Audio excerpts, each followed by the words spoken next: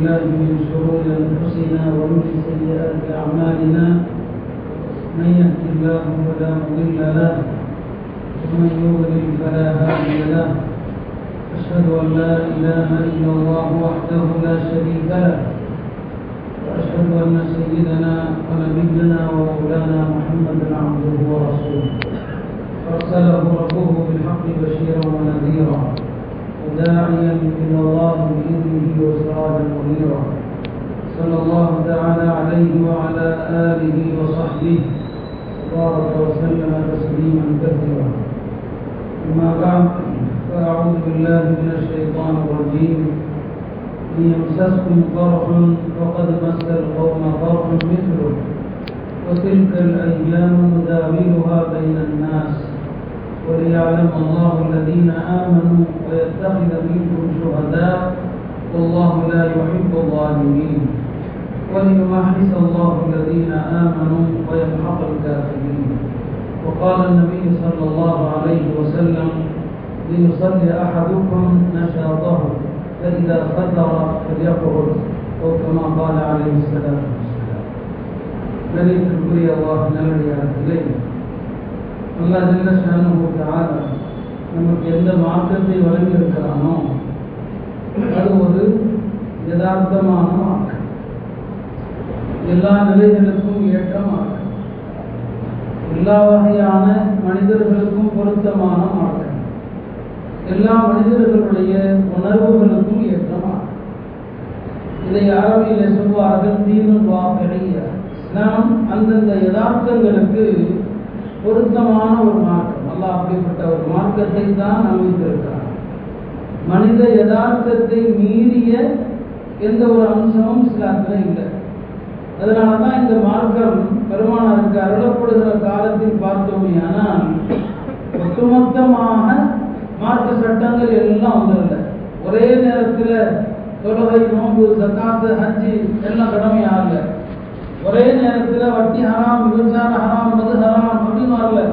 அப்படி வந்திருந்தா அது யதார்த்தத்துக்கு பொருந்தாது. அன்னை ஆயிஷா சொல்வார்கள் ரலியல்லாஹு அன்ஹா, மார்க்க வரும்போதே லா தஷ்ரபுல் ஹம்ர், மது அருந்தாதீர்கள் என்ற சட்டத்தை கொண்டு வந்திருந்தா ஒருத்தர் கூட அந்த சட்டத்தை பின்பற்றி இருக்க மாட்டாங்க. மார்க்க வரும்போதே விபச்சாரம் செய்யாதீங்க அப்படின்னு சொல்லியிருந்தா யாருமே பின்பற்றி இருக்க மாட்டாங்க. வரும்போதே வட்டியை விடுங்கள் என்று சொல்லியிருந்தா யாரும் பின்பற்றி இருக்க மாட்டாங்க. படிப்படியாக தான் சட்டங்கள். முதல்ல மக்காவுடைய வாழ்க்கையில வெறும் கொள்கை மட்டும்தான், வழிபாடுகள் கூட கிடையாது, வணக்கங்கள் கூட கிடையாது, வெறும் ஏகத்துவம் தான். தொழுகை கடமையாக்கப்படுறதே எப்போது பெருமானாருக்கு நபித்துவம் வழங்கப்பட்டு மேராஜுடைய இரவுல, அது எந்த ஆண்டு அதிலேயே பல கருத்து இருக்கிறது. மொத்தத்தில் ஒரு 10 வருஷத்துக்கு பிறகுதான் தொழுகை கடமையாகுது. அது வரைக்கும் எத்தனை முஸ்லீம்கள் இறந்து போயிருப்பாங்க, அவங்களுக்கு 5 நேர தொழுகை கடமை இல்லை. படிப்படியாக தான் மார்க்க சட்டங்கள், அப்பதான் மக்களுடைய உள்ளங்களை பண்படுத்தி தான் அந்த சட்டங்களை கொண்டு வந்தான். யதார்த்தமான ஒரு மார்க்கங்கள். ஒரே நேரத்தில் அத்தனை சட்டங்களையும் தாண்ட முடியாது.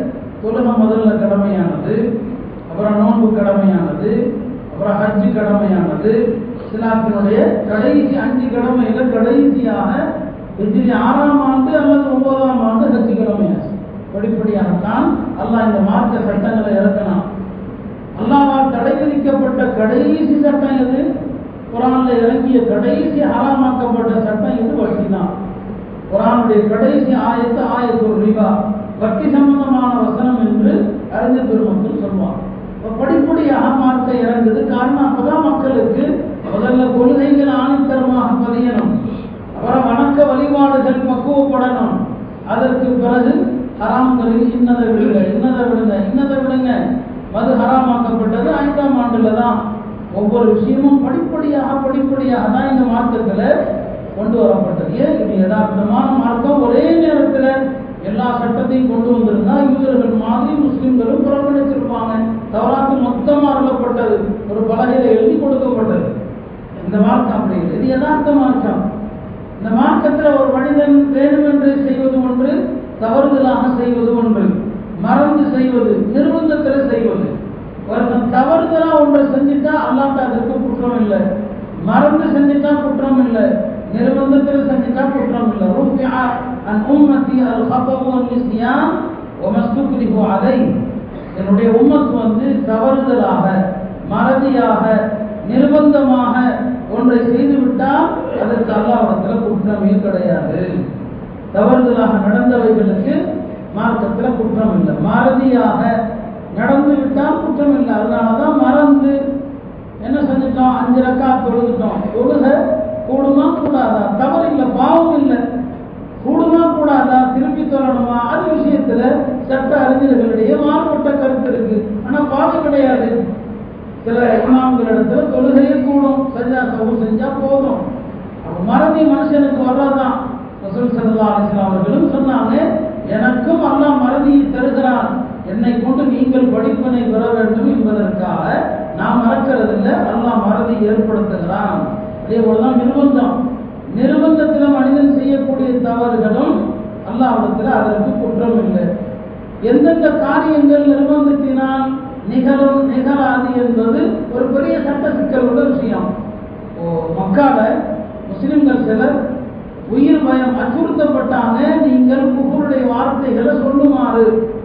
அல்லாஹ் ஆயத்தை இறக்கினான். உள்ளத்துல ஈமான் நிறைந்திருக்க தன்னுடைய உயிரை காப்பாற்ற வாயில வெளிப்படையா குஃபருடைய வார்த்தையை சொன்னால் தப்பு இல்லை, நிர்பந்தம். அனுமதி கொடுத்தான். ஆனா அந்த சஹாபாக்கள்ல யாருமே பயன்படுத்தல. ஒரே ஒரு சஹாபியை தவிர, அம்மார் இப்னு யாசிர். அவர் மட்டும் பயந்து என்ன செஞ்சார், சொன்னார், பெருமானார் அவரை தப்பு செய்யலப்பா, உன்னுடைய ஈமான் உள்ளத்துல ஈமான் இருப்பது அல்லாஹ் அறிவான். ஏன்னா இப்போது நாடு அதை நோக்கி தான் போய்கொண்டிருக்கிறது. அப்படிப்பட்ட ஒரு ஆபத்தான சூழல்ல தான் நாடு போகுது. ஒருத்தர் நிர்பந்தப்படுத்தி குஃபருடைய வார்த்தைகள் சொல்லுமாறு சொல்லப்பட்டால் அவர் சொல்லாம ஷஹீதான பெரிய அந்தஸ்து. சொல்லிட்டாரு, உள்ளத்துல ஈமான் இருக்குது, மார்க்க அடிப்படையில் குற்றவாளி இல்லை.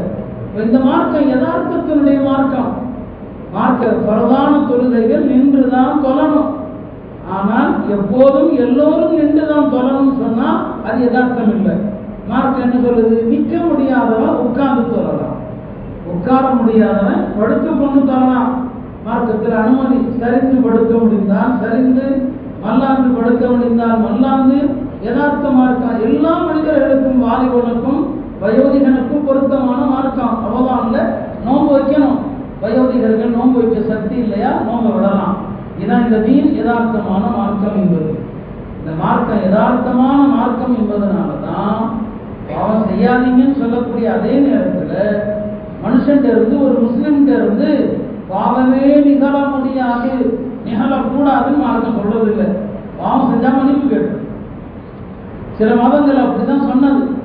இஸ்லாத்திலேயும் அப்படிப்பட்ட சில தீவிரவாத பிரிவுகள் தோன்றினார்கள். பாவம் செஞ்சா காபிரா போயிடுவான்னு சொல்லி கார்த்தியாக்கள் என்றெல்லாம் ஒரு கூட்டம் இருந்தாங்க. ஆனா அஹ்லு சுன்னாவுடைய கூட்டம் அது அல்ல.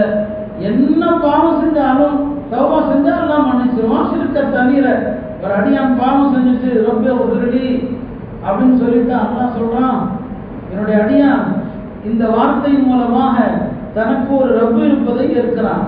அந்த ரப்பு மன்னிக்கவும் செய்வான், அந்த ரப்பு தண்டிக்கவும் செய்வான். நான் மன்னித்து விட்டேன்.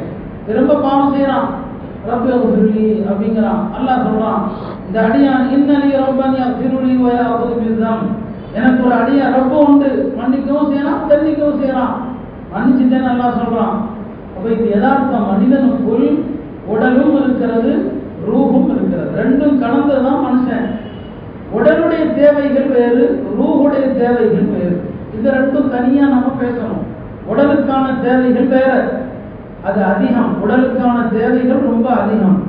ரூஹுக்கான தேவை ஒண்ணுதான், ஒரே ஒரு தேவை தான். அந்த தேவை சரியா இருந்தா மனுஷன் பாவம் செய்ய மாட்டான். அதுல முன்ன பின்ன வரதை வச்சு பாவம் செய்வான். ரூஹுடைய தேவை என்ன? படைத்தவனை அறிந்து படைத்தவனுடைய விருப்பத்திற்கு ஏற்ப வாழ்வது, அது ரூஹுடைய தேவை. உடலுக்கு நிறைய தேவை இருக்கு. உடலுக்கு பசி இருக்குது, உடலுக்கு தாகம் இருக்குது, உடலுக்கு ஆசாபாசம் இருக்குது. இது எல்லாத்தையும் சேர்த்துதான் அல்லாஹ் படைச்சிருக்கிறான்.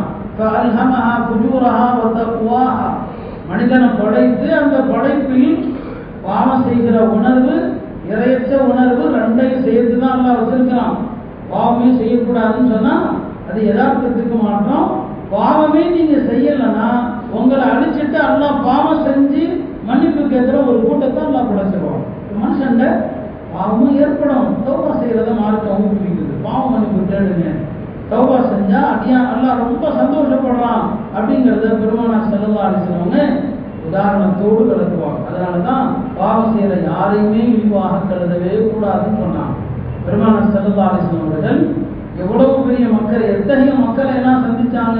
ஒரு வாலிபர் வந்து யா ரசூலல்லாஹ் இதல்லி பிஸினா, எனக்கு விபச்சாரம் செய்ய அனுமதி கொடுங்கன்னு கேட்கிறான். விபச்சாரம் செய்ய அனுமதி கொடுங்க. நம்மை போன்ற யாரிடத்திலாவது இப்படி யாராவது வந்து சொல்லி இருந்தா அவனை கேவலமாக, ஒழுக்கமற்றவனாக, வெட்கமற்றவனாக, எப்படியெல்லாம் கேவலமா நினைக்க முடியுமோ அப்படின்லாம் நினைச்சிருப்போம். சஹாபாக்கெல்லாம் அல்லாஹ்வுடைய தூதர்கிட்ட வந்து விபச்சாரம் செய்ய அனுமதி கேட்கிற, தள்ளிப்போன்னு சொன்னாங்க. பெருமானார் எதுவுமே சொல்லல. ஓதுலுமின்னி, பக்கத்துல வாப்பான்னா, பக்கத்துல வா, அதான் மீன் பக்கத்துல போனார். அவரும் பெருமானார் ஸல்லல்லாஹு அலைஹி வஸல்லம் எதுவுமே கேட்கல. துஹிப்பு உம்மிக்க, தாய் தினா செய்வதை விரும்புவாயான்னு கேட்டாங்க. லா வல்லாஹி, அல்லாஹ் மீது ஆணையாக விரும்ப மாட்டேன், என்னை அல்லாஹ் உங்களுக்கு அர்ப்பணமாகட்டும், நான் மட்டுமல்ல எந்த மனிதனும் தன் தாய் தினா செய்வதை விரும்ப மாட்டான். அதுஹிப்புஹு லிஇப்னதிக, உன் மகன் விபச்சாரம் செய்வதை விரும்புவாயா? லா வல்லாஹ் ஜஅலனி அல்லாஹு ஃபிதாக, ஒவ்வொரு முறையும் சொல்றார், அல்லாஹ் மீது ஆணையாக என் மகள் ஜினா செய்வதை விரும்ப மாட்டேன், அல்லாஹ் என்னை உங்களுக்கு அர்ப்பணமாக்கட்டும், நான் மட்டுமல்ல எந்த மனுஷனும் விரும்ப மாட்டான். அதுஹிப்புஹு லிஉக்திக, அந்த சகோதரி விபச்சாரம் செய்வதை விரும்புவாயா? இல்ல, நான் மட்டுமல்ல யாரும் விரும்ப மாட்டாங்க. அதுஹிப்புஹு லிஅம்மதிக, உன்னுடைய குப்பி, உன்னுடைய மாமி விபச்சாரம் செய்வதை விரும்புவாயா? நானும் விரும்ப மாட்டேன், யாரும் விரும்ப மாட்டாங்க. அதுஹிப்புஹு லிஹாலதிக, உன்னுடைய ஹாலா விபச்சாரம் செய்வதை விரும்புவாயா? இல்ல, நானும் விரும்ப மாட்டேன், யாரும் விரும்ப மாட்டாங்க. பக்கத்துல இன்னும் நெருக்கமாக வர சொல்லி அவருடைய மார்பில் கை வைத்து அல்லாஹும்ம ஃபில் தம்பஹு வ தஹிர் கல்பஹு வ ஹஸ்னின் ஃபர்ஜஹு, யா அல்லாஹ் இவரை மன்னிப்பாயாக, இவருடைய உள்ளத்தை தூய்மைப்படுத்துவாயாக, வ ஹஸ்னின் ஃபர்ஜஹு, இவருக்கு கற்பொழுக்கத்தை கொடுப்பாயாக. ஒரு மனுஷன் வந்து பாவம் செய்யறேன்னு வந்து சொல்றான், அந்த மனிதனை கூட நீ ஒரு வெக்கமில்லாதவன் என்று விரட்டி அடிக்கல. ரசூல் ஸல்லல்லாஹு அலைஹி வஸல்லம் அவர்கள் மனிதனுக்குள் சில பேருக்குள்ள அப்படிப்பட்ட ஆசாபாசம் இருக்கும். அவன் எல்லாம் ரொம்ப கெட்டவன் ஒன்றும் கிடையாது, நல்ல வாழ்க்கை வாழணும்னு ஆசைப்படுவான். சிலருடைய உள்ளத்துல அந்த சிந்தனைகள் ரொம்ப அதிகமா இருக்கும். அவரை கட்டுப்படுத்த முடியாத அளவுக்கு அவர் தன்னுடைய யதார்த்தத்தை அப்படி சொன்னார். பெருமானாருடைய இந்த பிரார்த்தனைக்கு பிறகு, துவாவுக்கு பிறகு அல்லாஹ் அவருடைய உள்ளத்தை மாற்றினா, அவர் அத்தோடு தௌபா செஞ்சு திரும்பினார் பார்க்கலாம். ஒருத்தர் திரும்ப திரும்ப மது அருந்துகிறார், அவரை மக்கள் அடிக்கிறாங்க, அடிக்கும் போது அஹ்ஸாக்கல்லான்னு சொன்னாங்க, அல்லாஹ் அவனை கேவலப்படுத்தட்டும், அல்லாஹ் அவனை இழிவுபடுத்தட்டும் சொல்லிட்டாங்க. பெருமானார் சொன்னாங்க, இல்ல இல்ல அப்படி சொல்லாதீங்களா, தகூலு ஹாகதா, எந்த பாவியையும் பார்த்து அல்லாஹ் உன்னை இழிவுபடுத்தட்டும் என்று சொல்லாதீங்க. இப்படி சொன்னா நீங்க சைத்தானுக்கு உதவி செய்றீங்கன்னு அர்த்தம். பாவம் செய்கிறவர்கள் இயல்புதான், பாவம் நடக்கிறது இயல்புதான், மார்க்க அதை யதார்த்தமா பார்க்குது. அந்த பாவியை திருக்கிறது எப்படி, அந்த பாவியை தௌபா செய்ய வைக்கிறது எப்படி, அதுதான் நாம யோசிக்கணுமே தவிர அந்த பாவிகளை குறித்து கெட்ட எண்ணம் இல்லாதீங்க. எல்லாருமே அல்லாஹ்வுடைய அன்பை பெறணும் ஆசைப்படுறாங்க. பெருமானார் ஸல்லல்லாஹு அலைஹி வஸல்லம் அவர்கள் அப்படித்தான் இந்த உம்மத்திற்கு எல்லா விஷயங்களிலும் அவர்கள் அதைத்தான் கற்றுக் கொடுத்தாங்க. எல்லா இடங்களிலும் இந்த உணர்வு தான் விரும்புவாங்க. உஹது போர்ல தோல்வி ஏற்பட்டது இல்லையா, சில தோழர்களுடைய தவறால தோல்வி ஏற்பட்டது இல்லையா. ஒரு 50 பேர் ஒரு இடத்துல நிறுத்தினாங்க, ஒரு சிறு குண்டின் மீது. நான் சொல்ல அமைச்சியில இறங்கி வந்துடாதீங்கன்னு சொல்லி அவங்க இறங்கி வந்ததுனால போர்க்களம் தலைகீழா மாறி போச்சு. தலைகீழா மாறினதுல 70 முஸ்லிம்கள் ஷஹீதாக்கப்பட்டாங்க. பெருமானாருடைய முன்பல் உடைத்தது இல்லையா, பெருமானாருடைய உடம்பில் இருந்து ரத்தம் வழிந்தது, எல்லாம் நடந்துச்சு. இந்த மாதிரி நேரத்துல ரசூல் ஸல்லல்லாஹு அலைஹி வஸல்லம் அந்த 50 பேரை ஒரு தடவை கூட நீங்க செஞ்ச தப்புனாலதான் தோல்வி அப்படின்னு சொல்லல இல்லையா. நாம இருந்தா என்னென்ன வார்த்தைகள் சொல்லியிருப்போம், மனுஷரகாமலை பார்த்து அப்படி சொல்லவே இல்லை. நம்ம வரலாறு சொல்லும் போது ஒரு பாடத்துக்காண்டி சொல்றோம். அல்லாஹ்வுடைய கட்டளையே, ரசூலுடைய கட்டளை மீறினால் தோல்வி நம்ம சொல்றோம். ஆனா சீரத்துல பெருமானார் அவங்கள கடிந்ததாக இல்லை. உங்களாலதான் தோல்வி, உங்களாலதான் என் பல்லு உடைஞ்சது, உங்களாலதான் எனக்கு இவ்வளவு பிரச்சனை ஆயிடுச்சு சொல்லவே இல்லை. பெருமானாருடைய உயிருக்கே அச்சுறுத்தல் ஏற்பட்டது. ரசூல் ஸல்லல்லாஹு அலைஹி வஸல்லம் அவர்கள் அந்த இடத்திலும் கூட எந்த தோழருடைய தவறையும் தனியா ஒன்னாலதான் இப்படின்னு சொல்லல. இப்படிதான் இதான் யதார்த்தம். தவறுகள் நடக்கத்தான் செய்யும். சஹாபாக்கள் எவ்வளவு புனிதமானவர்கள். அவங்க தவறு சொல்ற இடத்துல அவங்க கண்ணியத்தை குறை சொல்லக்கூடாது. அவங்க புனிதமானவங்க தான், நடக்கதான் செய்யும். பெருமானார் எந்த முஸ்லிமையும் கேவலமாக என்ன அனுமதியே கொடுக்க மாட்டாங்க. தான் அவருடைய வாழ்க்கை முழுக்க இந்த யதார்த்தத்தை மீற மாட்டாங்க. ஒரு சஹாபி இக்பால் இப்னு மாலிக், அவர் தன்னுடைய மஹல்லாவுடைய இமாமாக இருக்கிறார். ஒரு நாள் நபி ஸல்லல்லாஹு அலைஹி வஸல்லம் அவங்கள்ட்ட வந்து சொல்றாரு, யா ரசூலல்லாஹ், என்னுடைய பார்வை மங்கி போச்சு. நான் என்னுடைய கூட்டத்தினருடைய பள்ளிக்கு இமாமாக இருக்கிறேன். சில நேரங்களில் மழை பொழிந்தால் வழிநடுக ஆபத்து இருக்குது. நான் பள்ளிக்கு வந்து தொலை வைக்க முடியாது. என்னுடைய வீட்டுக்கு வாங்க, ஒரு இடத்துல நீங்க தொழுங்க, அந்த இடத்த நான் தொழுகைக்குரிய இடமா ஆக்குறேன், நீங்க வந்து தொழுவீங்கன்னு சொல்றாரு. பெருமானார் ஸல்லல்லாஹு அலைஹி வஸல்லம் அவர்களும் அவருடைய வீட்டுக்கு வர்றாங்க. அவர்கிட்டே கேட்குறாங்க, எங்கப்பா ஒரு இடத்த சொல்லுவோம், வீட்டில் எங்க தொலை வைக்கணும்? அவர் இந்த இடத்துல சொல்லுங்க. பெருமானாரும் அங்கு போய் தொழுதாங்க. ஒரு பகுதிக்கு நெரிசலாக வர்றாங்கன்னா அந்த இடத்துல உள்ள தோழர்கள் எல்லாரும் வந்துடுவாங்க. பெருமானார் தொழுது முடிச்சுட்டு ஒரு சஹாபியை கேட்குறாங்க. அவருடைய பழக்கம் அது, எல்லா இடத்துலையும் யாராவது இல்லைன்னா கேட்பாங்க. ஒரு சஹாபி மாலிக் இப்னு துஹைஷின் என்று ஒரு சஹாபி, அவர் எங்கப்பான்னு கேட்குறாங்க. சில பேர் இருப்பானா இல்லையா, எல்லா கூடத்துலையும் சில ஆளுங்க இருப்பாங்க. இல்லை அவர் ஒரு முனாஃபிக்கு, நீங்க வந்து வரல பாருங்க, இப்படி சில பேர் இருப்பாங்க இல்லையா. நீங்க வந்து உங்களை பார்க்க வரல முனாஃபிக். பெருமானார் ஸல்லல்லாஹு அலைஹி வஸல்லம் ரசிக்கல. யாராவது இன்னொருத்தரை பத்தி ஏற்றி விட்டா ரசிக்க கூடாது, கண்டிக்கணும். இல்ல எனக்கு தெரியும் அவர் அல்லாஹ்வையும் அல்லாஹ்வுடைய ரசூலையும் நேசிக்கிறார் என்று கண்ணே சொன்னான். அவர் அல்லாஹ்வுடைய ரசூலை நேசிக்கிறாரப்பா. அவர் ஏதோ வேலையா இருந்திருக்கலாம், நான் வர்றது தெரியாம இருந்திருக்கலாம். என்ன நான் வந்து வரலைங்கிறதுக்காக முனாஃபிக்குன்னு சொல்லுவீங்களா நீங்க? அல்லாஹ்வையும் ரசூலையும் ஈமான் கொண்ட எல்லாரும் சொர்க்கத்துக்கு போவாங்க அப்படி சொல்வதை பெருமானார் ஸல்லல்லாஹு அலைஹி வஸல்லம் அவர்கள் அந்த இடத்துல வன்மையாக கண்டிச்சாங்க. அருமையானவர்களே, தவறுகள் நிகழத்தான் செய்யும். தவறு நிகழக்கூடிய எல்லாரையும் கெட்டவர்கள் என்று நினைச்சா இந்த பூமியில நல்லவர்கள் யாருமே கிடையாது. நல்லவன் என்று யாருமே இருக்க மாட்டாங்க. ரசூல் ஸல்லல்லாஹு அலைஹி வஸல்லம் இந்த யதார்த்தமான விஷயத்தை தான் சஹாபா பெருமக்களுக்கு கற்றுக் கொடுத்தாங்க. தவறு நடந்தா மன்னிப்பு கேட்கணும், தவறு செஞ்சவனை தௌபா செய்ய வைக்கணும், அவனை இழிவாக கேவலமாக பேசி அல்லாஹ்வுடைய அருளை விட்டும் மேல மேல மேல அவனை தூரமாக்க கூடாது என்பதை கற்றுக் கொடுத்தாங்க. இது பெருமானார் ஸல்லல்லாஹு அலைஹி வஸல்லம் அவர்கள் பாவங்கள் விஷயத்துல காட்டி தந்த யதார்த்தங்கள். இதே போலதான் ரசூல் ஸல்லல்லாஹு அலைஹி வஸல்லம் அவர்கள் மார்க்கத்தை பின்பற்றுவதிலும் ஒரு யதார்த்த நிலையை கற்றுக் கொடுத்தாங்க. மார்க்கத்தை பின்பற்றுவதிலையும் சில தோழர்கள் கொஞ்சம் வரம்பு மீறினாங்க. எப்போதுமே இபாதத்து, இரவெல்லாம் வணக்கம், பகலெல்லாம் நோன்பு, குடும்பத்தினுடைய கடமை, மனைவியினுடைய கடமை, வீட்டுக்கு வரக்கூடிய விருந்தினர் கடமை, தன்னுடைய உடல்நிலை எல்லாவற்றையும் மறந்து வணக்கம் வணக்கம். பெருமானார் ஸல்லல்லாஹு அலைஹி வஸல்லம் இது யதார்த்தம் இல்லப்பான்னு கற்றுக் கொடுத்தாங்க. அப்துல்லாஹ் இப்னு அம்ர் வாலிப சஹாபி, அவருக்கு புதுசா கல்யாணம் வேற ஆயிருக்குது. ஆனா அவர் வந்து ராத்திரி எல்லாம் தொழுதுட்டு தான் இருக்கிறார், பகல்லாம் நோன்பு வைக்கிறார். அவரை கூப்பிட்டாங்க, என்னப்பா அவனை பத்தி மக்கள்லாம் இப்படி சொல்றாங்களே, இரவெல்லாம் நோன்பு வச்சுட்டு இப்ப தொழுவறியாமன்னு சொல்லி. ஆமான்னு சொல்லி இல்ல கண்டிச்சாங்க. இந்த கண்ணுக்கும் ஒரு உரிமை இருக்குது, ஹக்கு இருக்குது. தூங்காமே இருந்தா கண்ணுக்கு செய்கிற அநியாயம். ஒரு மனைவிக்கு ஒரு ஹக்கு இருக்குது. இரவுல மனைவியோடு நீ பேசாம இருக்கிறது, இரவுல மனைவியோடு விளையாடாம இருக்கிறது, அது மனைவிக்கு செய்கிற அநியாயம். மனைவியோடு விளையாடுவதும் மார்க்கம்தான். மனைவியோடு தாம்பத்தியத்தில் ஈடுபடுவதும் வணக்கம்தான். மனைவி வாயில ஒரு கவலத்தை ஊட்டுவதும் வணக்கம்தான். மனைவிக்கு ஹக்கு இருக்குது. வீட்டுக்கு விருந்தாளிகள் வந்தா அவங்கள கவனிக்கணும். எனவே இரவுல தொழவும் செய், தூங்கவும் செய். பொம்பனம் தூங்கு, அப்புறம் எஞ்சி தூங்கு. சும் வஹஸ்திர், மாசத்துல 3 நாள் நோன்பு வை, அப்புறம் நோன்பு விடு.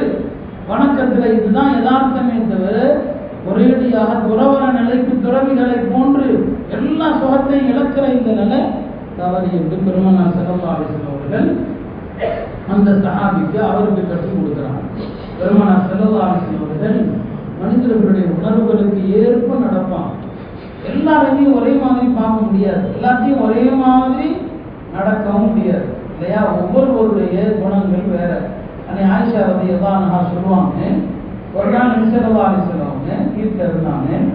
என்னுடைய போர்வையை ஆடையாக உடுத்திக்கிட்டாங்க. ஆயிஷா வழக்கமா சொல்றாங்க, என்னுடைய போர்வை ஆடையா கொடுத்துக்கிட்டாங்க, படுத்திருக்கிறாங்க, சரிஞ்சு படுத்திருக்கிறாங்க.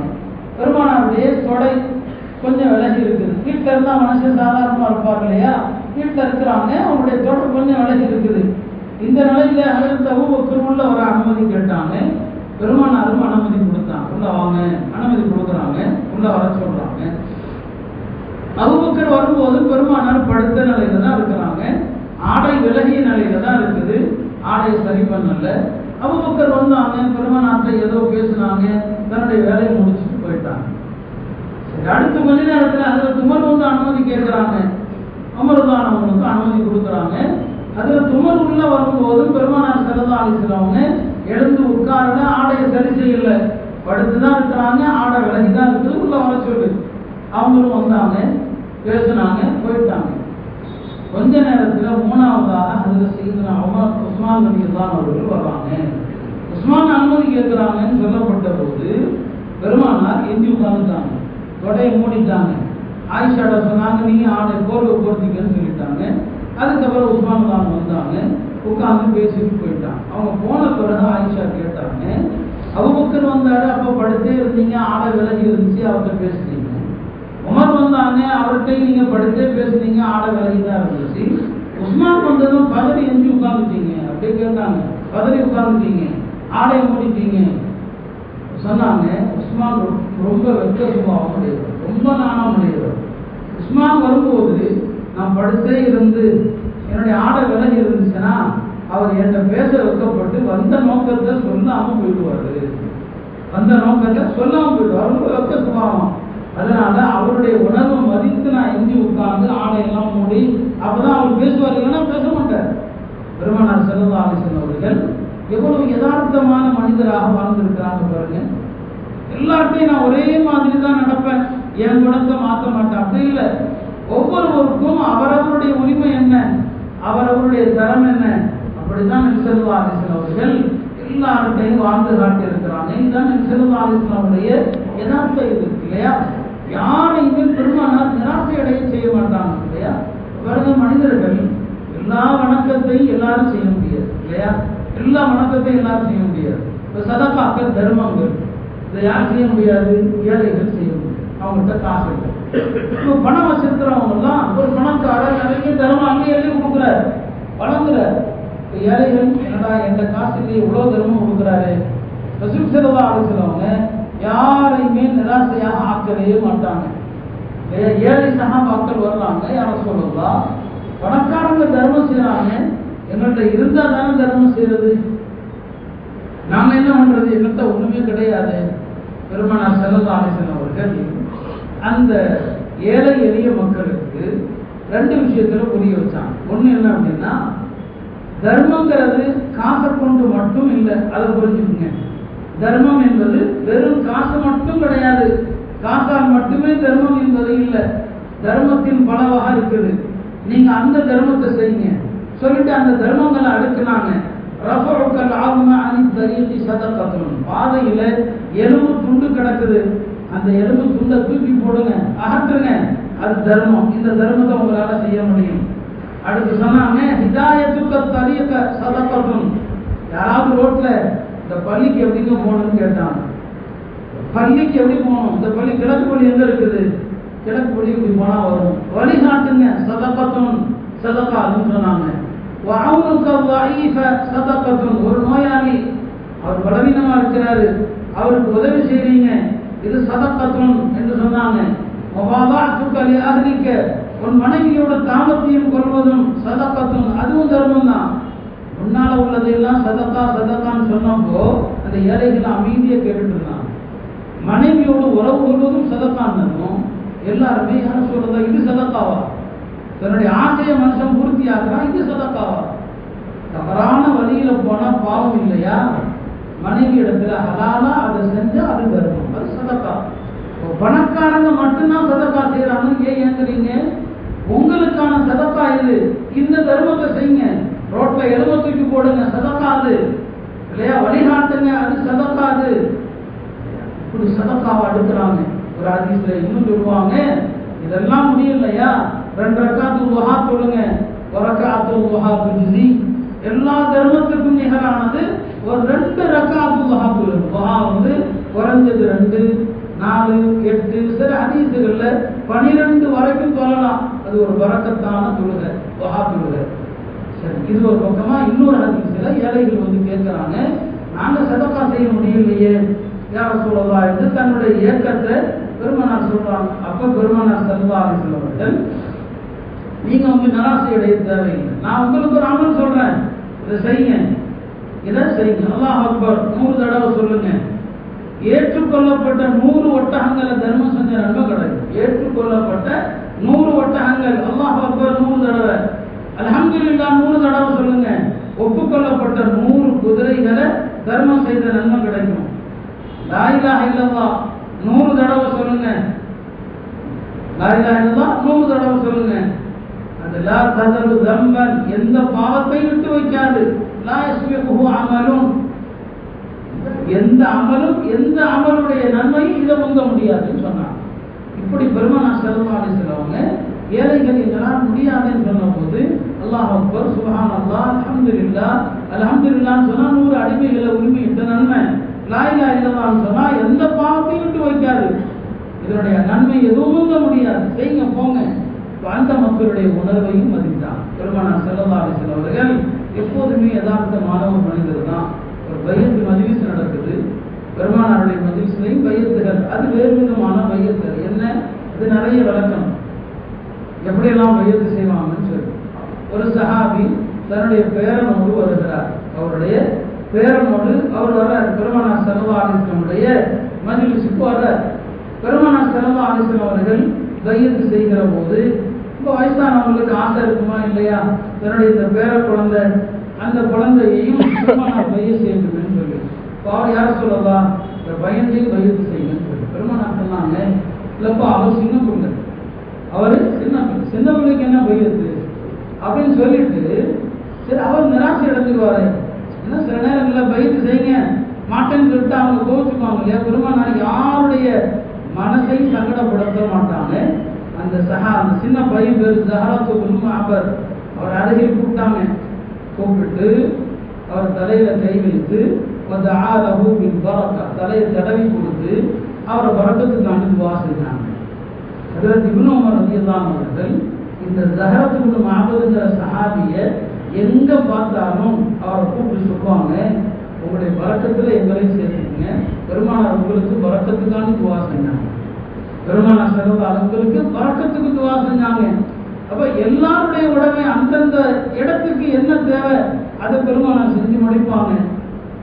ஹஜ்ரத் ஹம்ஸா ரலியல்லாஹு அன்ஹுடைய மகதா, ஹம்ஸாவுடைய மகள், அவங்க வெறும் ஃபாத்திமா தான். பெருமானார் ஸல்லல்லாஹு அலைஹி வஸல்லம் 7ஆம் ஆண்டு உம்ராவுக்கு வர்றாங்க. அப்ப ஹம்ஸாவுடைய மகளையும் அழைச்சிட்டு போயிட்டாங்க கூடவே. ஹம்ஸாவுடைய மகள் இருக்காங்க இல்லையா, அவங்களுக்கு தாய் தந்தை 2 பேருமே இல்லை. ஹம்ஸாவும் உஹதுல ஷஹீத் ஆயிட்டாங்க, அவங்க தாயாரும் இல்லை. இந்த குழந்தை யார் வளர்க்கிறது? இந்த குழந்தைய வளர்க்கறதுல 3 பேரும் போட்டி போடுறாங்க. ஹஜ்ரத் அலி, நான் தான் வளர்ப்பேன், இந்த குழந்தைய வளர்க்கிற உரிமை எனக்கு தான் இருக்குது. ஹம்ஸா என் சச்சா மகனை நான் தான் வளர்ப்பேன். ஹஜ்ரத் அலியுடைய சகோதரர் ஜாஃபர் இப்னு அபீ தாலிப், நான் தான் வளர்ப்பேன். இந்த குழந்தையினுடைய தாயுடைய சகோதரி, அதாவது இந்த குழந்தைக்கு காலா என் மனைவி அஸ்மா, நான் தான் வளர்ப்பேங்கிறாங்க. ஸைத் இப்னு சாபித் சொல்றாங்க, இல்ல ஹம்ஸா எனக்கு சகோதரர், பெருமானார் என்னையும் அவரையும் சகோதரராக்குறாங்க, நான் தான் வளர்ப்பேங்கிறாங்க. ஸல்லல்லாஹு அலைஹி வஸல்லம் மார்க்க அடிப்படையில் என்ன தீர்ப்போ அந்த தீர்ப்பை சொல்லிட்டாங்க. ஒரு குழந்தையை வளர்க்கறதுக்கு யாருடைய உரிமை மார்க்கத்தில், அதுக்கு ஒரு வரிசை முறை இருக்கு. ஒரு கணவன் மனைவியும் பிரிஞ்சுட்டாங்க, இறந்துட்டாங்க, குழந்தைகளை யார் வளர்க்கிறது ஒரு வரிசை முறை இருக்குது. அப்போ அந்த வரிசை முறையில முன்னால் உள்ள யாருமே இல்லைன்னா ஹாலா வருவாங்க. இப்போ நபி சொன்னாங்க, அது ஹாலத்துக்கு மன்சிலத்திற்கும், ஒரு குழந்தைக்கு ஹாலாங்கிறவங்க தாய் மாதிரி. எனவே ஜாஃபருடைய மனைவி இந்த குழந்தைக்கு ஹாலாவா இருக்கிறதுனால நான் ஜாஃபர்ட்ட ஒப்படைக்கிறேன், அந்த வீட்டில் தான் இந்த குழந்தை வளரும்னு சொல்லிட்டாங்க. எப்போதுமே தீர்ப்பு யாரோ ஒருத்தருக்கு தான் சாதகமா இருக்கும். தீர்ப்பு ஒருத்தருக்கு சாதகமாயிட்டா மற்றவங்க மூஞ்செல்லாம் ஆடி போயிடும், அதான் எதார்த்தம். ஆனா பெருமானாருடைய தீர்ப்பு எப்படி இருக்கும்னா, அந்த தீர்ப்புக்கு பிறகு எல்லாருமே சந்தோஷமா தான் போவாங்க. இப்போ தீர்ப்பு ஜாஃபருக்கு கொடுத்துட்டாங்க இல்லையா, மற்ற 2 பேருடைய மகன் வாடி போயிடக்கூடாது. அதனால அலியை பார்த்து சொன்னாங்க, அந்த மின்னி வானம் என்க, அலியே நீ என்னிலிருந்து உள்ளவர், நான் உன்னிலிருந்து உள்ளவர், நம்ம ரெண்டு பேரும் ஒன்னப்பா. ஜெயிலுன சாமித்தை பார்த்து சொன்னாங்க, அந்த அபூனா மௌலானா, நீ எமது சகோதரர், நீ எமது தலைவர், அவரை பாராட்டுறாங்க. இருக்கிறது ஜாக்கிரதை தானே, அவர் முன்பு வரக்கூடாது. அஷ்பஹ்த ஹல்கி வ குலுகி, நீர் தோற்றத்திலும் என்னை போன்றவர், குணத்திலும் என்னை போன்றவர். 3 பேரும் சந்தோஷமா சிரிச்சு கொண்டு கலந்து போனாங்க. இதான் பெருமானார் ஸல்லல்லாஹு அலைஹி வஸல்லம் அவர்கள் யதார்த்தமான மனிதராக இருந்தாங்க. முஸ்லிம்களிடத்துல இந்த அஹ்லாக்குகள், இந்த யதார்த்தமான நிலை எந்த இடத்துலையும் எந்த சூழலிலும் சங்கடப்படுத்தாம எல்லாரையுமே மகிழ்ச்சி ஆக்குறது அப்படிங்கிறது ஒரு பெரிய கலை கிடையாது. எந்த இடத்துலையும் ஒரு வழக்குல கூட வழக்காளிகள் 2 பேரையுமே திருப்திப்படுத்தி அனுப்புறது ஒரு நீதிபதிக்கு எவ்வளவு பெரிய பெருமை. நீங்க அப்படி நடக்குது அது இல்லை. பெருமானாருடைய வாழ்க்கையை சீரத்தை எடுத்துக்கிட்டா அதுதான் நமக்கு. பெருமானார் ஸல்லல்லாஹு அலைஹி வஸல்லம் ரஹ்மத்தாக தான் இருந்தாங்க. ஆனா எதிரிகளை சபிக்க வேண்டிய இடத்துல சபிச்சாங்க. எல்லா இடங்களிலும் ஒரே மாதிரியும் போக முடியாது. அதான் யதார்த்தத்துக்கு மாற்றமா போயிடும். பெருமானார் பொறுமையின் சிகரம் தான். மக்கால தொழுது கொண்டிருக்கும் போது பெருமானாருடைய சஜிதால இருக்கும் போது குலவத்திற்கு போட்டாங்க இல்லையா, அந்த இடத்துல பெருமானார் ஸல்லல்லாஹு அலைஹி வஸல்லம் இவ்வளவு பெரிய அநீதி ஒரு நபிக்கு இழைக்கப்படுது. அந்த சஜிதால இருந்து எழுந்தாங்க. அல்லாஹும்ம அலைக பி அபீ ஜஹல், அல்லாஹும்ம அலைக பி உத்பா, அல்லாஹும்ம அலைக பில் வலீத், அல்லாஹும்ம அலைக பி உமையா.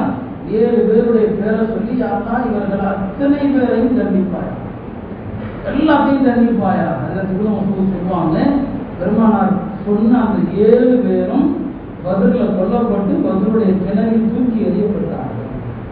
அங்க சில நேரங்கள்ல எதிரிகளை சந்திக்க வேண்டியதும் இருக்குது. சில நேரங்கள்ல சரி, சில நேரங்கள்ல அப்படியும் வேண்டும். இப்ப அங்க ரசூல் ஸல்லல்லாஹு அலைஹி வஸல்லம் இந்த மோசமான ஃபிரௌன்களை சபித்தாங்க, எல்லாம் தூக்கி வீசப்பட்டாங்க. அதே போலதான் அருமையானவர்களே, நாம் சொல்ல வந்தது யதார்த்தத்தை புரிந்து கொள்ளணும். சோதனைகளும் யதார்த்தம் தான். உலகத்துல மனுஷன் பிறந்ததிலிருந்து இறக்குற வரைக்கும் சோதனை சந்திச்சுதான் ஆகணும். ஒரே மாதிரி காலம் இருக்காது. இந்த உலகத்தை நாம் ஆண்ட காலங்களும் இருக்கிறது. இன்றைக்கு நாம் ஆளப்படுகிற காலமாக இருக்கு. இன்றைக்கு நமக்கு அநீதி அளிக்கப்படுது இல்லையா. உஹதுல முஸ்லிம்கள் தோல்வி அடைஞ்சு நிறைய பேர் காயமுட்டாங்க. இப்போ மக்கள் எல்லாம் ரொம்ப கவலையில இருந்தாங்க. அப்ப எல்லாம் இந்த ஆயத்தை இறக்கி வச்சா, இந்த மிசஸ்கும் பரகம் பக்கத்து மஸ்தல் கௌமா பரகம் மிஸ்ரும், இன்னைக்கு நீங்க காயமுற்றவர்களாக இருந்தா பதில் போர்ல அவர்கள் காயப்படுத்தப்பட்டாங்களே. சோதனை எல்லாருக்கும் தான் வரும். ஒத்திருக்கல் ஐயான் வந்து அபிவாகன்னா, இந்த காலத்தை நாம மாறி மாறி சுழல செய்கிறோம் இல்லையா. இன்றைக்கு நம்முடைய எதிரிகள் கையில அதிகாரம் இருக்குது, நாம் எதுவுமே செய்ய முடியாது. ஆனால் இப்படியே நீடிக்காது. அல்லாஹ்வுடைய நீதி என்ன? இன்று அவர்களுக்கு என்றால் நாளைய தினம் நமக்கு தான். இதுதான் அல்லாஹ்வுடைய நியதி. இந்த நியதியில மாற்றம் இல்லை. இந்த நியதி யாராலும் மாற்ற முடியாது. சுன்னத்துல்லாஹ் இது. அல்லாஹ்வுடைய சுன்னத்தை மாற்ற முடியாது. ஒரு கூட்டம் எப்போதுமே முதலும் அநீதி இழைக்கப்படுகிற கூட்டமாக இருக்காது. அநீதி இழைக்கப்பட்டவர்கள் கையிலையும் ஒரு கட்டத்தில் அவர்களை நாம் பூமிக்கு அதிபதிகளாக ஆக்குவோம்.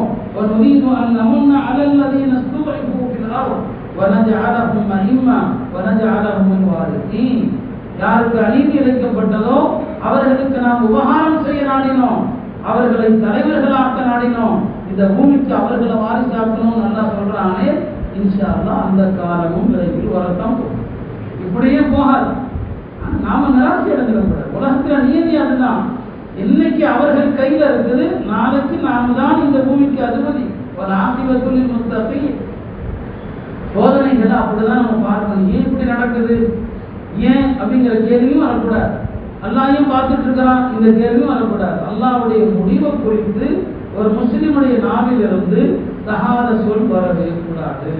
சோதனைகள் உலகத்துல நீதிதான் மாறி மாறி தான் வரும்.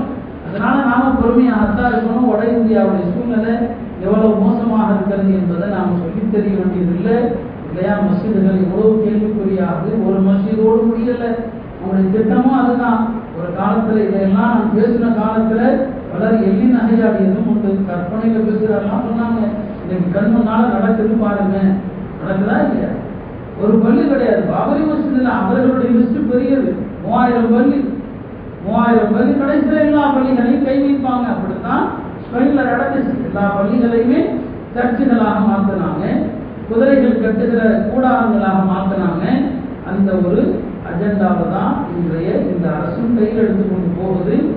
போராட்டம் பண்ணாங்க, ஜனநாயக ரீதியிலும் போராடலாம். நாம் அந்த போராட்டத்தை கொச்சைப்படுத்தலை. ஒருவேளை இப்படியான சூழ்நிலை ஒரு பள்ளிக்கு வந்தா அந்த முஸ்லிம்கள் எல்லாரும் 5 நேரம் பள்ளிக்கு போயிட்டாலே எதிரிகள் உள்ளத்தில் எல்லாம் பயக்கப்படுவோம். போராட்டத்துக்கு கூடி அந்த கூட்டம் தொழுகைக்கு கூடுதா? இல்லையே. எனவே போராட்டத்தை ஒரு பள்ளிக்கு ஆபத்து வருதா, அந்த ஊர்ல உள்ள எல்லா முஸ்லிம்களும் எல்லா வக்துக்கும் சும்மா மாதிரி எல்லாரும் போங்க, எந்த அதிகாரி வரமாட்டான், வந்தா பார்த்து எல்லாம் பயத்தை போடுறோம், பயந்து ஓடி போயிடுவான்.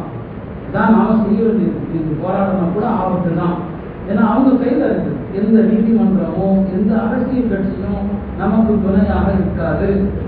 போராட்டங்களில் கூட இளைஞர்கள், அப்பாவி இளைஞர்கள், சரியான மாணவர்களோ ஆகாதவர்களோ தெரியல, அல்லா அவங்களுடைய குடும்பத்தாருக்கு ஆறுதலை தரட்டும், நல்ல பகலத்தை அல்லா கொடுக்கட்டும்.